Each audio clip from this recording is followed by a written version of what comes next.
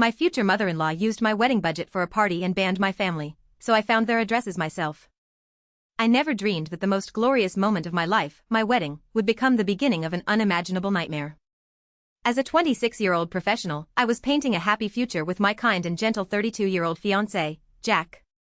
But there was always one person casting a long shadow over our relationship, Jack's mother, Bertha. My future mother-in-law, a devout believer, repeatedly asserted that our marriage would not be recognized in the eyes of God simply because I belonged to a different faith. She even cursed my fiancé, telling him our marriage was an immortal sin for which he would pay a terrible price in the afterlife. My fiancé just sat there in silence, never once standing up to fight for our relationship. The conflict finally erupted the moment we started planning the wedding. My future mother-in-law strongly demanded that the wedding be a Catholic ceremony held in her church. Since our budget was only $2,000, I proposed that if she paid the $1,000 church fee, we would cover the cost of the reception. Delighted at the prospect of having the ceremony at her church, she gladly accepted the offer.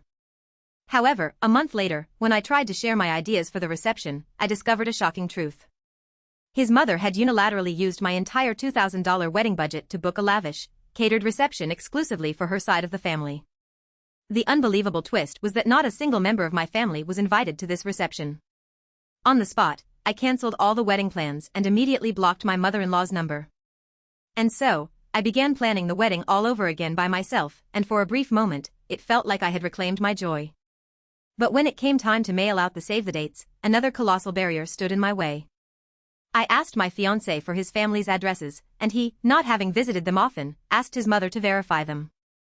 Upon hearing this, his mother became enraged, declaring she would never give out the addresses because her family values their privacy immensely. She added the ridiculous condition that if I wanted the invitations sent, I had to give them all to her, and she would mail them herself.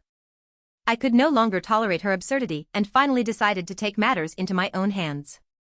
I used an online directory to look up all of his family's addresses and neatly organized them in a Google Doc. Then, I confidently went to her house and informed her that I would be mailing the save-the-dates myself. His mother flew into a rage, accusing me of violating her family's privacy and being disrespectful, but I didn't back down an inch. Was it really so wrong of me to find my future in-laws' addresses on my own? This story isn't just about one individual, it shows how religious conviction can be twisted into a tool for control and authority within a family. The mother-in-law believes she has not only moral superiority but also the creator of the universe on her side, compelling her to correct the lives of those around her to protect her own soul. She has already effectively declared that if he marries you, your fiancé's soul will be tainted, and they will be barred from spending eternity together in her afterlife. Much like an abusive partner who becomes bolder after marriage, Bertha's control and interference will only intensify within the legal framework of matrimony.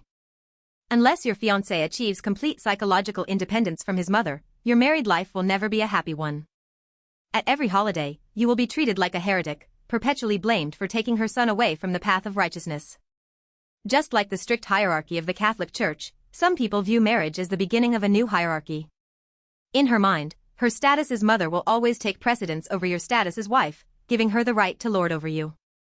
Never forget that this is the same person who excluded your entire family from your wedding celebration.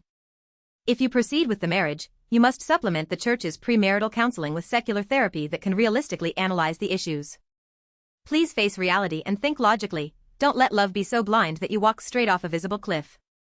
If you don't resolve this now, this same problem will haunt you in 20 or 30 years, and you will be modeling this kind of relationship for your children. I was once married to a mama's boy, and only after wasting years of my life did I finally get a divorce and reclaim my own life. You have the distinct advantage of knowing, before the wedding, that he will not stand up for you. It's not too late to pause the wedding and make a final decision only after professional counseling has illuminated every dark corner of this relationship. Double tap the screen for good luck.